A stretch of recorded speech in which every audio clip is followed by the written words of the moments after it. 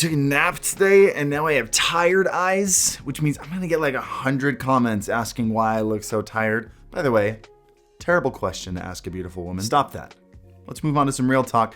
Twitch can be taken down. As a social media platform, Twitch is missing one of the major elements that every other social media platform not only has, but makes their top priority. And I don't think Twitch even knows it. And to sum this video up into like 2 sentences, if a streaming platform were to implement this properly into their site, yeah, I think they would give Twitch a run for its money. In fact, the reason Mixer failed, the reason that I said I didn't think it was actually gonna survive is because they neglected it as well. So has DLive, so has Caffeine. It's interesting to watch every single dedicated streaming platform just forget about this. In fact, the only reason Twitch has an advantage over all those other ones is the fact that it's been around the longest. It's established itself as the go-to place for streams. Twitch's site itself, not that great. And the app is even worse. I would genuinely love to see another platform put up a good fight against Twitch and either A, beat them with a better product, or B, force Twitch to fix this fundamental flaw of their entire platform. So let's get into this. Let's talk about what that problem is, why it exists. Let's talk about how to fix it. And then, because I'm getting a bajillion tweets about this and it kind of fits in here, let's talk about whether or not Trovo and Brime are going to be the platforms to do that. And should you switch over to them?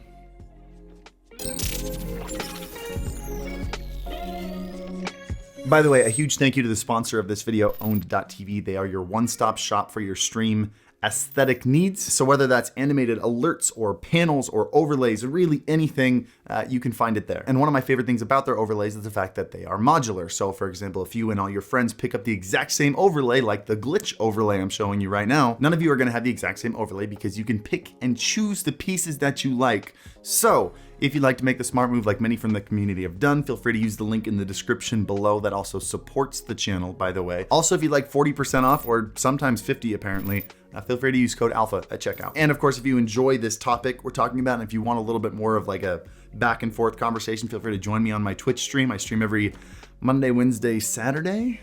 Spend a lot of time in just chatting. We can hang out, answer a lot of questions. Link in the description down below.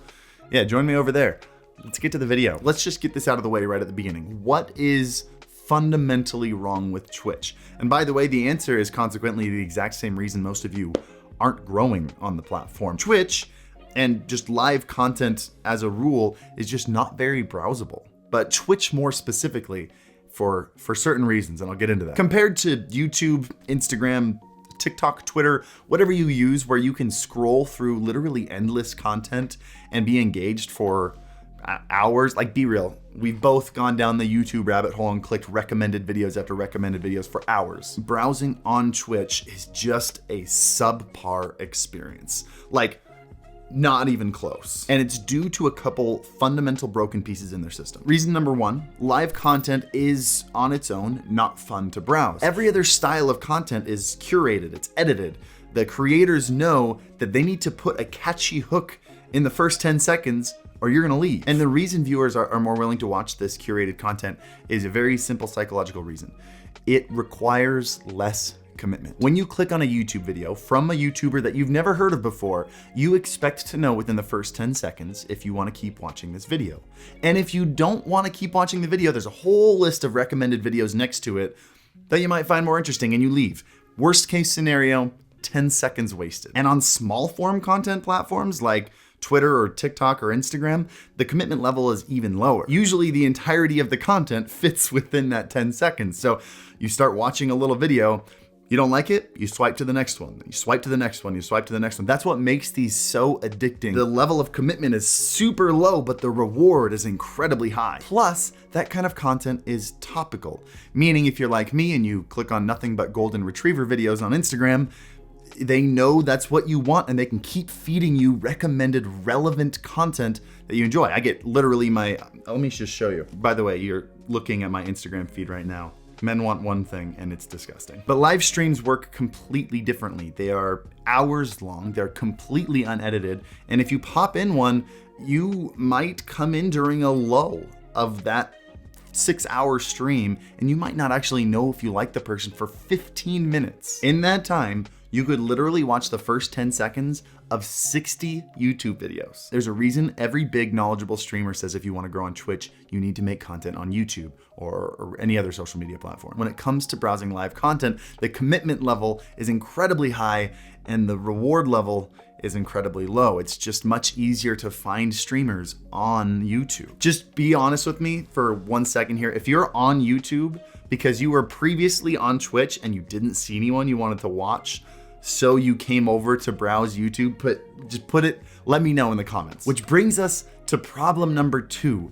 As if browsing wasn't already bad enough just by design, the moment you click on a new stream, you get served a 30-second ad. You're about to see a stream that you're not sure you're gonna like, and you have to sit through a 30-second ad to do this? Guys, Devin and I talked about this, and there are statistics about this. 3 in every 10 people that click on your stream leave during the pre-roll ad. If pre-roll ads didn't exist, you would literally have almost 50% more viewership. If Twitch really wanted to fix this problem, which they should, it's causing people to leave their site, all they'd have to do is put out a better ad-free option. I actually tweeted out my suggestion earlier this week, I think. I'll throw that on the screen if you're interested in reading it, or link to my Twitter down below. But yeah, the conclusion to all this, and the reason you should care if you're a streamer, is because the inherent lack of browsability on this website is the reason that there is no discoverability on this website. It's the reason you have a hard time finding viewers. Very few people are actively looking for new streamers on Twitch because it's just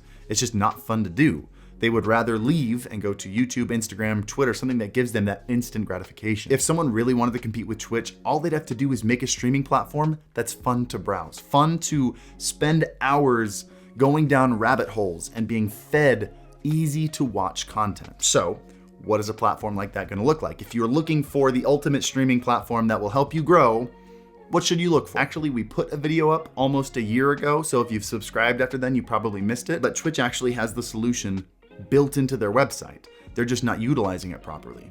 It's clips. Clips are short, they are topical, like the golden retriever thing, so it's really easy to recommend what people like. And if Twitch implemented a simple recommended feed of clips, similar to YouTube's recommended feed, the moment a Twitch viewer ran out of people to watch, instead of leaving, they would browse through clips and potentially find 10 more streamers that they might want to check out. Just imagine being able to browse through clip after clip, and if you see someone you like, you can hit a follow button right there and check them out next time they're live. This would make the site a better experience for streamers because now they can actually get discovered on the platform, and it would be a much better experience for the viewer.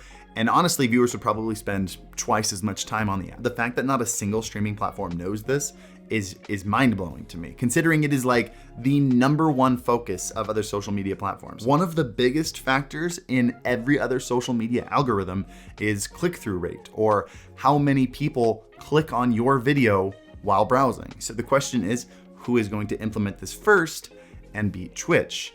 Obviously not Mixer. I'm sorry, way too soon, I'm sorry. DLive and Caffeine are doing who knows what in their corner. They aren't making any progress. So how about these new platforms that you guys keep tweeting at me about, Trovo and Brime? Just being real with you, both of these platforms have massive red flags.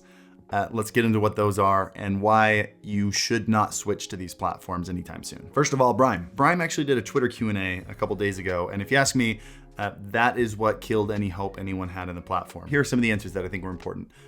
Who are you?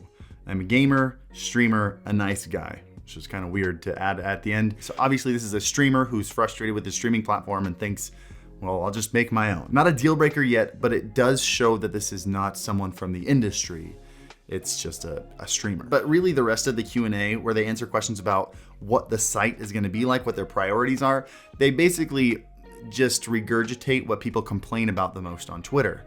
Things like strict TOS policies, things like transparency in the company, things like, we're a streaming platform for gamers by gamers. And lots of times, if sentences aren't even fully formed properly, it's very clear that this is like a group of teenagers or people in their early 20s, streamers who are angry at terms of services and are like, we're gonna make our own, and don't really have any clear direction, I guess, maybe inspiration. My guess with Prime is, actually my first guess is that it'll never even launch. I think they have high hopes and they'd have no idea how difficult it is to make a streaming platform, and it'll never happen.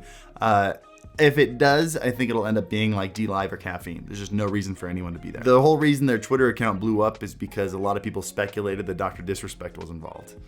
That's pretty much the whole reason. As for Trovo, Trovo's a little bit different. They've already launched a streaming site, and it's backed by Tencent, that massive Chinese company that owns a little bit of everything. So while clearly they have money behind it to actually develop something, I mean, so did Mixer. They had Microsoft behind it, who just has buckets of money lying around, and that obviously isn't all it takes. But if you look at Trovo's site right now, it is basically a watered down version of Twitch, and they haven't shown any indication that they plan on taking it a step further or fixing any of the problems with Twitch. They have said that it's more mobile based.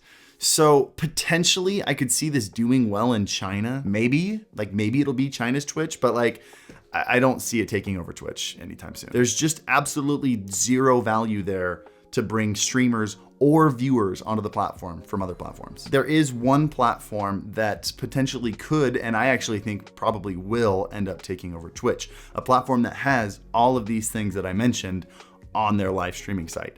That is YouTube. It's a fully functioning streaming platform with a full-fledged content side for you to browse, find recommended people, subscribe to people, and see when they're going live. The reason it hasn't taken over Twitch yet is entirely because they haven't really made streaming a prominent factor. It feels like, you have all of YouTube, all of its stuff, and then over in the corner here is live streaming. If they were to integrate streaming into their platform and make it just as predominant of a feature, and Twitch didn't end up changing anything, I think it'd be over for Twitch. And as for Facebook, which I should add in here so you guys don't feel left out, I know I'm gonna get 100 comments saying, what about Facebook, if I don't answer this? I think Facebook's happy where it's at. I don't think Facebook wants to be a gaming platform. I think if they tried to be a gaming platform, they would alienate the massive audience they already had. I think they want a piece of the pie, and they're getting it.